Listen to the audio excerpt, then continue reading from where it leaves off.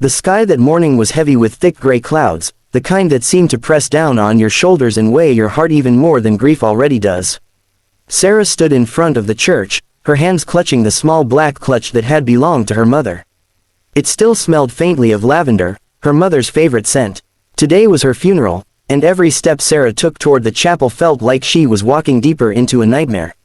The guests were somber, whispering condolences, but their words barely reached her.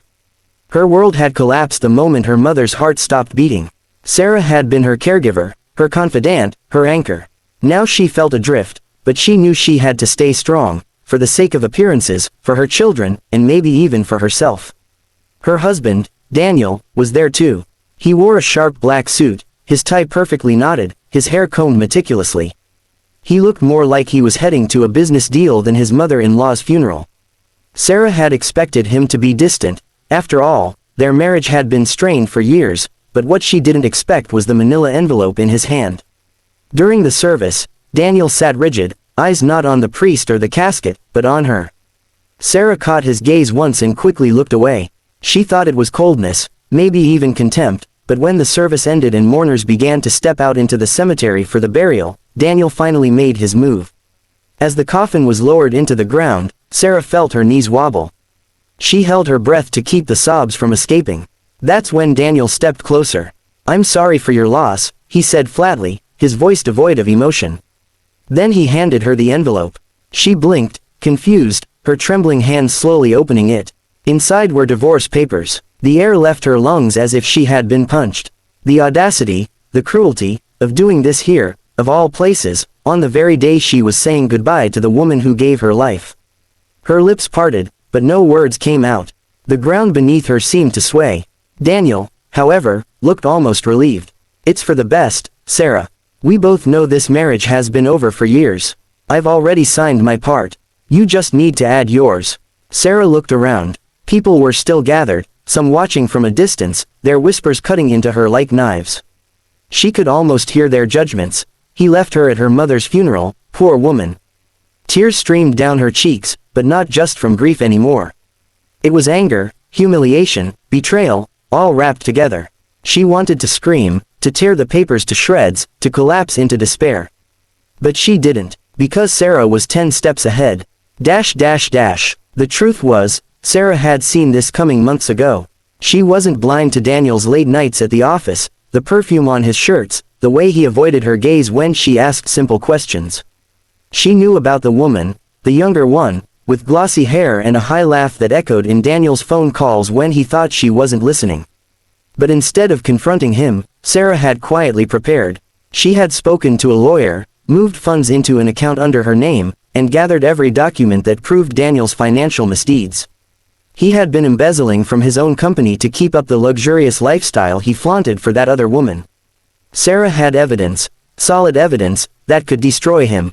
So when Daniel handed her those divorce papers at her mother's funeral, expecting her to crumble, Sarah almost smiled through her tears. He thought he was the one in control, the one ending things on his terms. But the truth was, Sarah had already set her own plan into motion.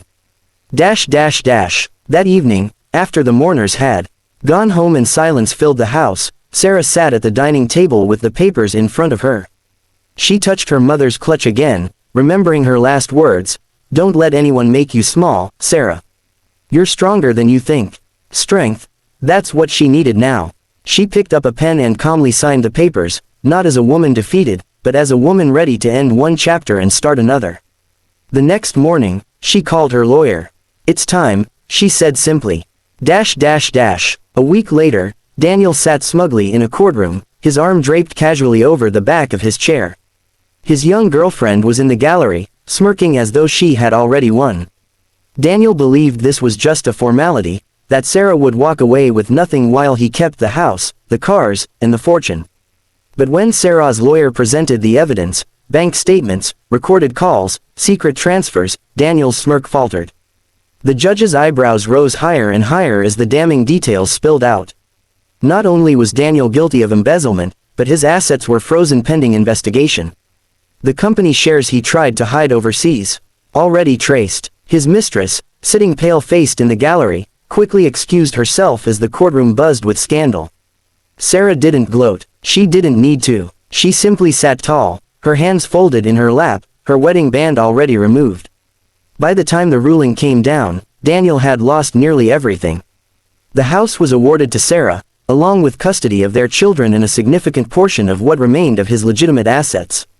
His reputation was shattered, his company under scrutiny, his girlfriend long gone. Months later, Sarah stood in her mother's garden, the roses blooming brightly despite the storm that had passed through her life. She looked up at the sky, feeling lighter than she had in years.